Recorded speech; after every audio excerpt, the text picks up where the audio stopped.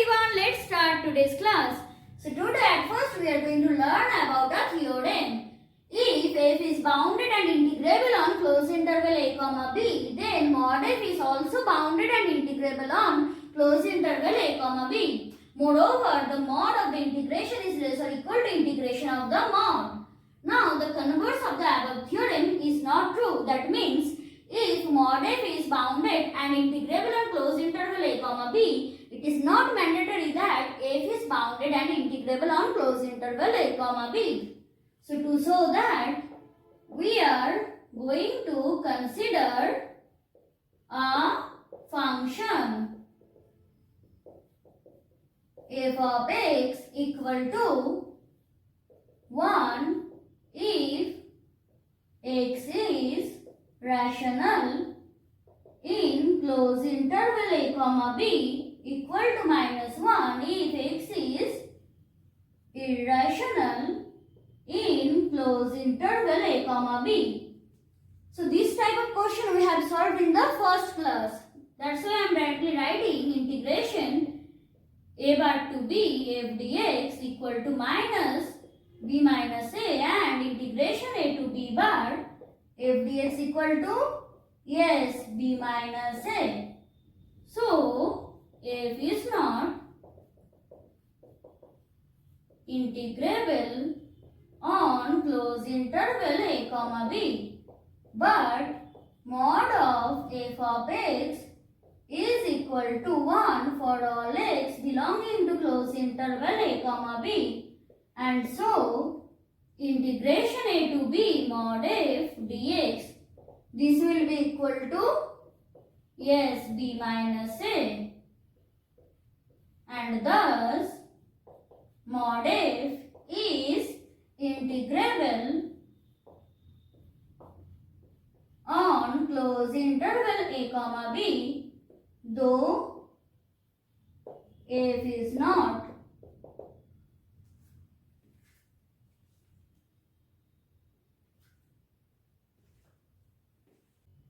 Now if f of x be bounded on closed interval a comma b, and if capital M and small m be the supremum and infimum of f of x on closed interval a comma b, then small m into b minus a, this is less or equal to integration a bar to b f dx less or equal to integration a to b bar f dx less or equal to capital M into b minus a.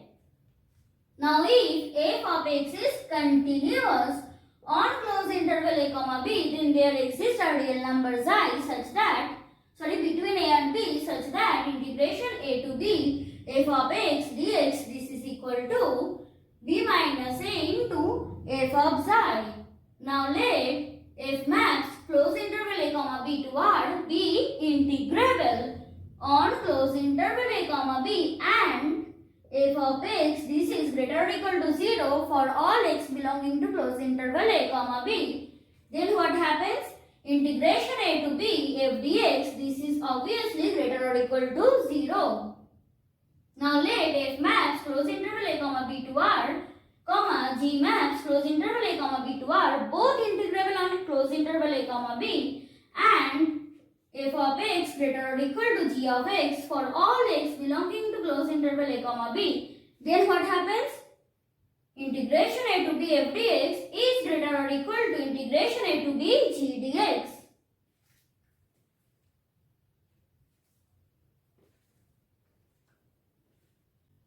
Now we are going to prove this theorem. So here it is given that small f is bounded.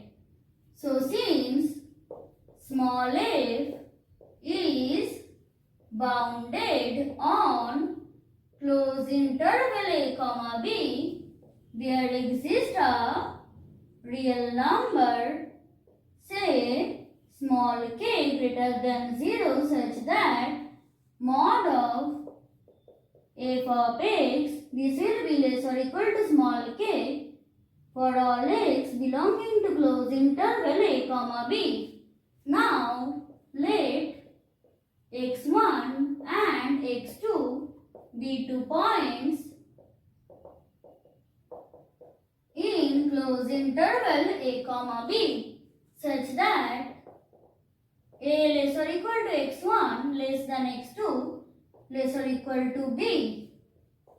Then mod of capital F of x2 minus capital F of x1 equal to, here it is written, so from that we can write mod of integration a to x2 f of t dt minus integration a to x1 f of t dt, and on solving what we get? Mod of integration x1 to x2 f of t dt, and we have seen that mod of the integration is less or equal to, yes, integration of the mod.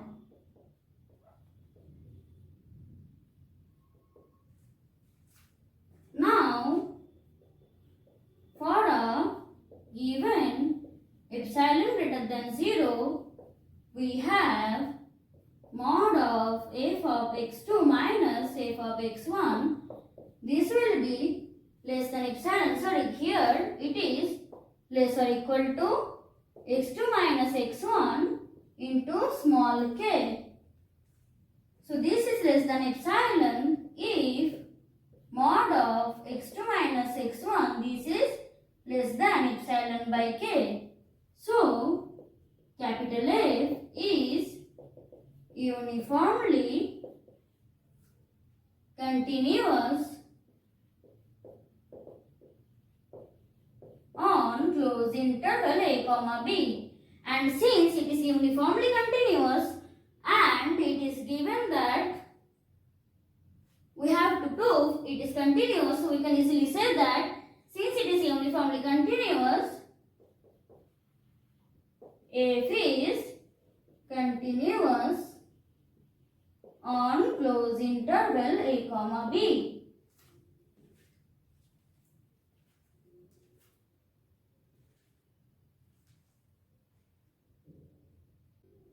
Now we are assuming that if b continuous on C or continuous at C in closed interval a comma b. Now we are assuming that epsilon greater than 0 be given. Then there exists a delta greater than 0 such that mod of f of x minus f of c, this will be less than epsilon whenever mod of x minus c less than delta, and this will be subset of closed interval a comma b. Now we are again assuming that c minus delta less than s less or equal to c less or equal to t less than c plus delta. Then mod of f of t minus f of s by t minus s minus f of c, this will be equal to 1 by t minus s integration s to t f of t dt minus, f of x dx minus, we are assuming that 1 by t minus s integration s to t f of c dx equal to, we are going to take 1 by t minus s as common, so integration s to t f of x minus f of c dx. Now we know that mod of the integration is less or equal to integration of the mod.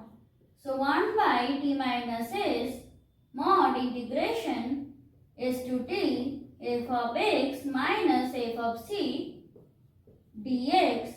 This will be less than epsilon. So f dash of c equal to small f of c, that is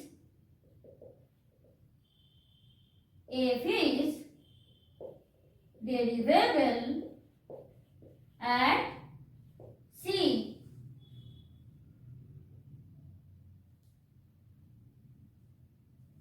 Now, since f is arbitrary, C is arbitrary in closed interval a comma b, f dash of x equal to small f of x for all x belonging to closed interval a comma b. Hence the theorem is proved.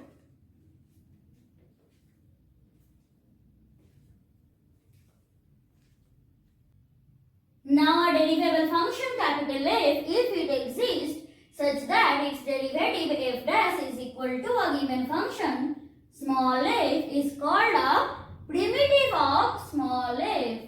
The previous theorem shows that a sufficient condition for a function to admit a primitive is that it is continuous. Thus, every continuous function small f possesses a primitive capital F, and it is given by capital F of x is equal to integration a to x small f of t dt.